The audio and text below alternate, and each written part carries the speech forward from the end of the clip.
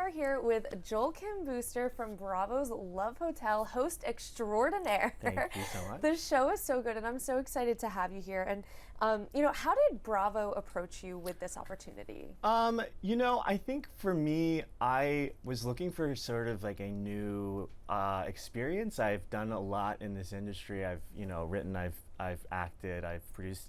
And so this was sort of just like the next frontier for me, as I've had a really good relationship with Andy and the network for a while. I've been a guest on Watch What Happens Live many times. They know I'm a super fan, and this sort of came about, and I had some time, and I was like, why not? Let's just dive in and stop watching from the couch and dive headfirst into it. Yeah, be a part of it.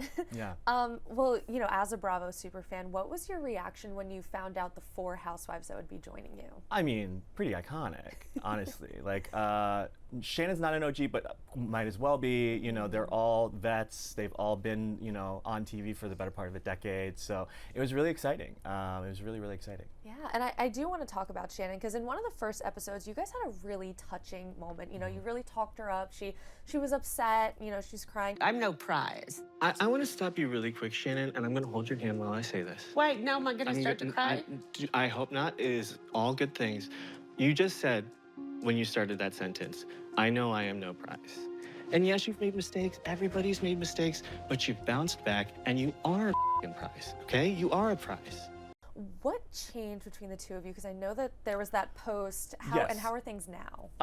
To be honest, nothing really changed. All that stuff happened after the cameras were down, and I would say I think people, that's a question I've gotten before, and they're looking for signs or clues for it, and you're not going to see it because it was all after we wrapped. And where we are at now, I think quite honestly, I don't think either of us really wants to relitigate or revisit that moment. And I think we're fine. I don't know if we're ever going to be super best friends, close or anything like that, but I can certainly appreciate the work she's done on the show. I think she's great on the show, and yeah. Yeah, totally. And in this, or I guess yesterday's episode, it ended on a cliffhanger between Earl and Shannon, with Earl upset that Shannon didn't, check in on him more with the hurricane in his house. When you were texting me last night, it was just making landfall on Florida. The video of you dancing on the table and singing, yeah. You told me it wasn't going to hit your house. I said it wasn't going to make landfall there, which means the hurricane was not going to hit St. Pete. Okay, I apologize. I apologize I wasn't there for you. That's not good enough. Whose side were you on in that situation, and why? It's hard to take sides on the show, because I am obviously very protective of everyone. I wanted everyone to have a positive experience on that show. I will say, I think, initially when we were filming, it seemed pretty cut and dry that I was definitely a little more Team Shannon, I think, in the moment. I think watching some of this stuff back, I think it was a more complicated scenario than I think any of us really understood in the moment. So yeah, I think it's interesting. That's the most fun part about watching the show back as the host, is that I felt like I was involved in everything, and then you watch back and I was like, wow, there was so much going on. It was coming home and watching the nanny cam after seeing what your kids were up to while you were away. I think of all the couples on the show go through the biggest sort of arc and journey, and it's going to be really, I think, the ending is really exciting for a lot of reasons. The finale is, and I think people are going to be really invested, I think, to see what happens with that couple especially. Yes, I know I am. Well, moving on to Luann, at this point in time, she's very much so into James. Do you think she's ignoring some red flags with him? Put a shirt on. Really? You want me to put a shirt on? Definitely. Really? Yeah, it doesn't look chic. Get out of here. Go and get a shirt on, for God's Jeez, sake. I'm in trouble.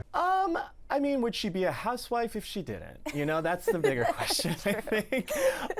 But yeah, I think for her, James checks a lot of boxes for Luann in a way that initially I don't think any of us really, I think we went in thinking Luann wanted a certain kind of guy. And I think James surprised not only Luann, but all of us a little bit in how much he sort of complimented her in a lot of ways. And that's another relationship that I think people are going to be really surprised to see sort of what the arc is there. Oh, interesting. And I mean, you were sitting right there when Mitch and Mark were like, I'd punch you. I mean, really, how much longer do we have to listen to this bullshit from him? Your handling of her is not the way I would handle a woman. I'm sorry. It bothers me. If this was my friend, oh my God, I'd punch you. What the is going on? Ain't nobody punching James. Y'all wildin'. This just got to be a reunion. I'm gonna send you off to the spa now, and I'm gonna be here alone overdosing on beta blockers because that was tough. I mean, what's going through your head in that moment? There was a little bit of part of me, this was like close to the end, right? And I was a little bit like, wow, thank you for waking up, gentlemen. I was like, this is sort of what I wanted to be feeling the entire time. But no, I think it's a testament to how chill everybody was until that point. And yeah, I think James, I think in part because like, I don't think any of those guys saw James initially as a threat to any of their games. And then for James to come in and sort of swoop Luann off her feet, I think it was not only surprising for them, but deeply frustrating for them because they were sort of like, this dork. And listen, he's a vibe, so he is. You can't deny. What about Ashley? Is Wale's hard to get approached? What do you think about that? Do you think it's pushing her more toward Ralph? Yeah, it's frustrating. I really like Wale a lot. And I think he's like such a catch for a lot of people. I don't know that he fully understood what he signed up for by the end of it, because as much as I understand where he's coming from and how frustrating it must be to be in his position, to really like be into one person on that show and have her be doing what she came there to do, which is date around and experiment and, you know, make connections with lots of people, I can understand where both of them are coming from. Do you think that Ralph has what it takes to fix her daddy issues? I don't know. I think it's going to require a full team to fix Ashley's daddy issues. It might take more than one. Said with love. She would be the first to admit, I think. Yes. Well, Giselle definitely seemed less excited about the men there. Do you think she could have been a little bit more open to the process, or was she just not vibing? No, you know what? And I think this got cut, but we had a nice sit down, Giselle and I, where we talked a little bit about why she was sort of resistant to the process in a lot of ways. And I think it's because Giselle, like, her dad was an icon and this incredibly powerful, intelligent, you know, man who I think set the bar really high for Giselle. And so Giselle is not one to, you know, throw her heart out willy-nilly, you know. And so Giselle also goes on a bit of a journey. I think we're starting to see that with some of the new guys that have come in, and you know, I think people will, again, I don't want to sound like a broken record, be kind of surprised about where Giselle ends up at the end of the season. Well, which housewives or Bravolebrities would you want to see on future so this is like, this is the question, you know, to end all questions. I think like my go-to like housewivey answers are Heather Gay. I think, you know, she's given us so much. She is, you know, she's sort of the centerpiece of every finale on Salt Lake, and so why not give her a little bit of a reward? Send her off to an island with a bunch of men. Adriana Mira from Miami, which is back now, I think would be an incredible pick. She ticks a lot of the boxes, I think, to be a star on that show. And then, you know, I think some young blood would be cool. I would love to see, you know, Paige. You know, she's free now, you know, she has a clean schedule, so we'd love to see her. And then also, like, from Summer House too, I think someone who would benefit greatly from the show, and we would benefit greatly from seeing her, is Lindsay. She has so much more to give on reality TV, and I would love to see more of her, for sure. Yes, well, both of those women, we can't let them go. No, we can't let them go yet. What about if it was like a guy's version?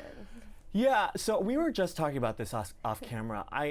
I understand the impulse. I think it would grossly misunderstand what people want to see from the show if we put too many men on the show. But you know, I think it's tough because you don't watch any of the show where the men are on and like love them, right? So I guess, I don't know. I guess Shep would be interesting to see. He's gone through some, you know, he's definitely been through the ringer this last season when it comes to love. He could use a win for sure. And then I guess, who else? I'm trying to think of like a good man on Bravo right now who's not already married or in a relationship. I guess for chaos' sake, Sandoval would be really fun to see. I would just love to see him, like more of what we got on Traitors, singing into dolls. You know, just delusion from top to bottom would be really fun to see on the show. We need delusion. Delusion. Absolutely. I mean, that's what Bravo runs on. Yes. You know. Is there anything else you can tease about the finale episode? The finale episode, is my least favorite suit that I wear in the whole show. We ran out of wardrobe. I look like I'm going to a prom in 2017. Oh no. But I'm trying to think of like what I can get away with teasing without getting in trouble as my Bravo PR rep is sitting just off camera. It's very dramatic. I think there's a lot of tears and a lot of twists that I don't think anybody is going to see coming.